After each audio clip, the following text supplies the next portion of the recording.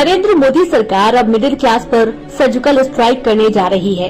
वह middle class जो पहले से ही महंगे पेट्रोल और तेल की मार सह रहा है। कोरोना काल की बेरोजगारी ने उसे बेहाल कर रखा है। हो सकता है आप कार में बैठकर घर से निकलें और रिक्शे में वापस लौटें। यह मजाक नहीं है। मोदी अपने खास मित्रों को फायदा पहुंचाने के लिए अब मिडिल क्लास का तेल निकालने जा रहे हैं।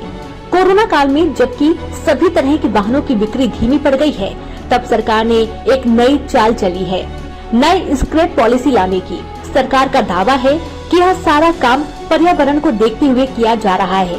यह काम वह सरकार कर रही है जिसने पर्यावरण के तमाम नियमों को शिथिल कर दिया है, पूंजीपतियों को मदद पहुंचाने के लिए।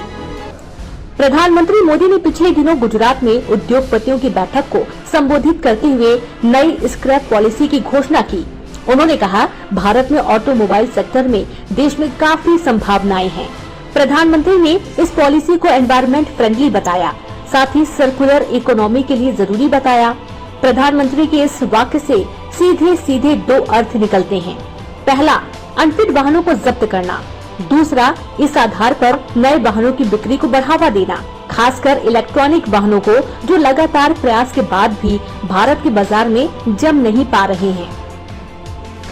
नई स्क्रैप पॉलिसी में सरकार ने वाहनों की फिटनेस को मैंडेटरी कर दिया है। खास तौर पर पुराने वाहनों के रजिस्ट्रेशन रिन्यूअल के समय फिटनेस प्रमाण पत्र के लिए वाहनों की चेकिंग मशीनों द्वारा की जाएगी। एक कार का रजिस्ट्रेशन 15 साल के लिए होता है और व्यावसायिक वाहन का 10 साल के लिए।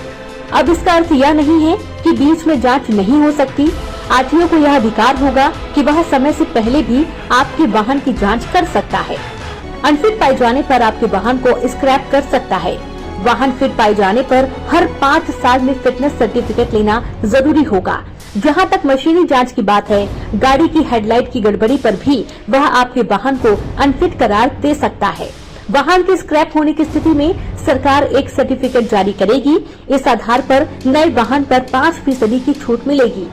साथ ही पुराने वाहन की कीमत का 4 से 6% दिया जाएगा।